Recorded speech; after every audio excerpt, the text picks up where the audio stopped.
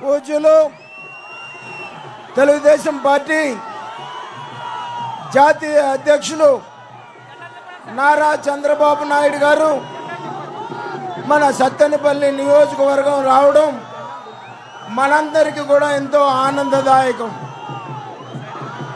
ఇవాళ ఈ రాక్షస ప్రభుత్వాన్ని, అవినీతి ప్రభుత్వాన్ని, అరాచక ప్రభుత్వాన్ని పారద్రోలి ప్రజాస్వామ్య ప్రభుత్వాన్ని తీసుకురావడం కోసం కంకణం కట్టుకొని రాష్ట్రమంతా తిరుగుతున్నటువంటి చంద్రబాబు నాయుడు గారిని మమ్మల్ని ఆశీర్వదించాల్సిందిగా మీ అందరిని కోరుతా ఉన్నాం. శాసనసభ్యుడిగా నేను, పార్లమెంటు సభ్యుడిగా కృష్ణదేవరాయలు గారు మరి పోటీ చేస్తున్నాం. మమ్మల్ని గెలిపించడానికి చంద్రబాబు నాయుడు గారి వాళ్ళ సత్తెనపల్లి నియోజకవర్గం వచ్చినందుకు సత్తెనపల్లి నియోజకవర్గం తరఫున ఆయనకి ధన్యవాదాలు తెలియజేస్తూ ఇప్పుడు పార్లమెంట్ అభ్యర్థి లావు కృష్ణదేవరాయలు గారిని మాట్లాడాల్సిందిగా కోరుతున్నాం.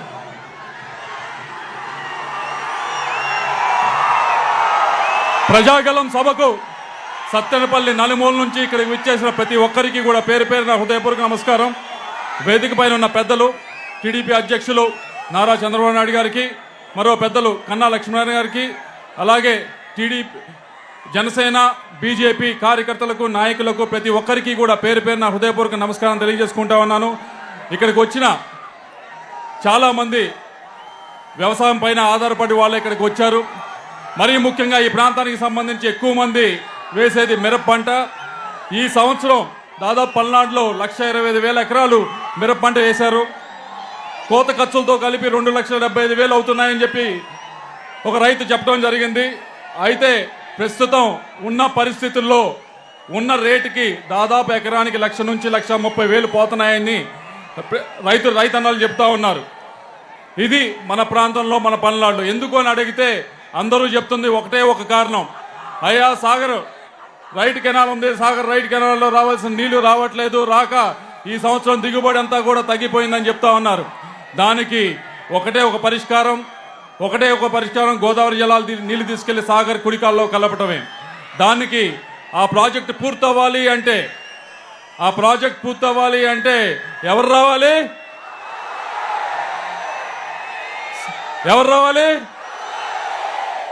అలాగే తెలంగాణ టర్మరిక్ బోర్డు తెచ్చుకున్నారు. మనం ఆంధ్రాలో, పల్నాడులో చిల్లీ బోర్డు ఎందుకు తెచ్చుకోలేం? చిల్లీ బోర్డు ఆంధ్రాకి రావాలంటే ఎవరు రావాలి? అలాగే తైవాన్ స్ప్రేలు ఇచ్చేవారు, పట్టాలు ఇచ్చేవారు ఇదివరకు ఉచితంగా, తార్పాలిన్ పట్టాలు. ఇప్పుడు అవి ఇవ్వట్లేదని రైతన్నలు చెప్తా ఉన్నారు. అవి రావాలంటే ఎవరు రావాలి? ఇంటింటికి కుళాయి నీళ్ళు ఇవ్వాలంటే ఎవరు రావాలి? అలాగే చివరిగా ఒకటి చెప్తా ఉన్నా, చాలా మంది మహిళలు ఇక్కడికి వచ్చారు. మహిళలకు సంబంధించి 3 స్కీమ్స్ తీసుకురావడం జరిగింది. ముఖ్యంగా 3 సిలిండర్లు ఏదైతే ఉచితంగా ఇవ్వటం అయితే కానీ, ప్రతి నెల 1,500 రూపాయలు 18 ఏళ్ళు దాటిన వారికి ఇవ్వటం అయితే కానీ, అలాగే ఉచిత బస్సు ఇవ్వటం అయితే కానీ, ఇవన్నీ కూడా వారి కుటుంబ పరిస్థితులు అర్థం చేసుకుని తీసుకురావడం జరిగింది. మీ అందరినీ కోరేది ఒకటే, ఇందాక అడిగిన చిల్లీ బోర్డు, అలాగే రైట్ కెనాల్ స్థిరీకరణ, ఇవన్నీ కూడా కుళాయి నీళ్లు, ఈ 3 కూడా ఇంటింటికి కుళాయి నీళ్లు, ఇవన్నీ కూడా ప్రతి ఒక్కరికి కావాల్సిందే. దీనికి ఏమి కులాలకి మతాలకి ఏమీ లింక్ లేదు. ఇవన్నీ కూడా ప్రతి ఒక్కరికి కావాల్సిందే. ఈ ఎలక్షన్లో అడుగుతా ఉన్నాను నేను, కన్నా లక్ష్మీనారాయణ గారు, మే 13న ఈ ఎలక్షన్లో అడుగుతా ఉన్నా, కులాలకి మతాలు దాటి వచ్చి ఈ ప్రాంతం అభివృద్ధి చెందాలంటే తెలుగుదేశం పార్టీకి ఓటేయాలని చెప్పి మిమ్మల్ని అందరూ కోరుతా ఉన్నాను. చివరిగా ఇక్కడికి వచ్చిన ప్రతి ఒక్కరికి కూడా పేరు పేరున ధన్యవాదాలు తెలియజేసుకుంటూ సెలవు తీసుకుంటా ఉన్నా. ఇప్పుడు పెద్దలు, పూజ్యులు, తెలుగుదేశం పార్టీ జాతీయ అధ్యక్షులు ఇప్పుడు జంగా కృష్ణమూర్తి గారిని పార్టీలోకి ఆహ్వానించవలసిందిగా కోరుతా ఉన్నాం.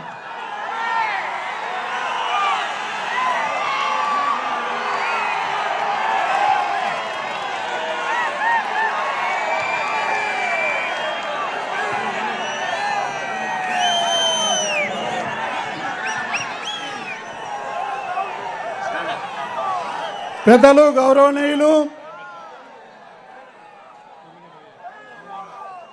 తెలుగుదేశం పార్టీ జాతీయ అధ్యక్షులు నారా చంద్రబాబు నాయుడు గారు, గౌరవనీయులు కన్నా లక్ష్మణ గారు, కృష్ణదేవరాయలు గారు, వేదికను అలంకరించిన తెలుగుదేశం పార్టీ నాయకులు, జనసేన నాయకులు, బీజేపీ నాయకులు, ఈ కార్యక్రమానికి ఇచ్చేసినట్టు మీ అందరికి కూడా నా హృదయపూర్వకమైన ధన్యవాదాలు తెలియజేస్తున్నాను. ఈ రోజున నేను తెలుగుదేశం పార్టీలో చేరడానికి కారణం విభజిత ఆంధ్రప్రదేశ్, ఈ రాష్ట్ర పరిస్థితి మనందరికీ తెలుసు. ఈ రాష్ట్ర పరిస్థితి, ఈ రాష్ట్రంలో జగన్మోహన్ రెడ్డి గారి పరిపాలన మనందరికీ తెలిసిన విషయమే. కాబట్టి ఈ రాష్ట్రం సర్వతోముఖాభివృద్ధి చెందాలన్నా ఒక విజనున్న నాయకులు ఆయన యొక్క సేవలు ఈ రాష్ట్రానికి అవసరానికి కూడా మనందరికీ మనవి చేస్తూ ఆ సందర్భంగా నేను తెలుగుదేశం పార్టీలో చేరటం జరిగింది. మీకు తెలియదు కాదు, పల్నాడు ప్రాంతానికి సంబంధించి ఒక రాక్షస పరిపాలన కొనసాగుతుంది, ఒక ధరల పరిపాలన కొనసాగుతుంది. మైనింగ్, ఇసుక, అవినీతి, అక్రమాలకు అండదండగా మారినటువంటి పల్నాడు ప్రాంతాన్ని మార్చాలన్నా, పల్నాడు ప్రాంతానికి, రాష్ట్రానికి ఒక దిశా నిర్దేశం కావాలన్నా మరలా చంద్రబాబు నాయుడు గారి నాయకత్వం ఈ రాష్ట్రానికి అవసరం, పల్నాడు ప్రాంత అభివృద్ధికి అవసరం చెప్తూ, అంతేకాకుండా బడుగు బలహీన వర్గాల యొక్క అభివృద్ధి కోసం తప్పనిసరిగా వారి నాయకత్వం కావాలంటే ఆలోచనతో నేను ఈరోజు తెలుగుదేశం పార్టీలో చేరుతున్నాను. కనుక మీరందరూ కూడా నన్ను ఆశీర్వదించండి. పల్నాడు ప్రాంతంలో ఉన్న 7 నియోజకవర్గాలని అదేవిధంగా కృష్ణదేవరాయలు గారిని గెలిపించి మీరందరూ కూడా సైకిల్ గుర్తుపై ఓటేసి అఖండ విజయంకి తోడ్పడాల్సిందిగా కోరుతున్నాను. ఇప్పుడు మన జాతీయ అధ్యక్షులు నారా చంద్రబాబు నాయుడు గారిని మాట్లాడాల్సిందిగా కోరుతా ఉన్నాం. కొద్దిగా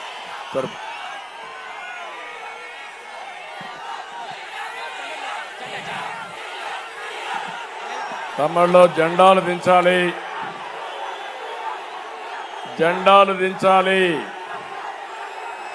తమ్ముళ్ళు జెండాలు దించాలి.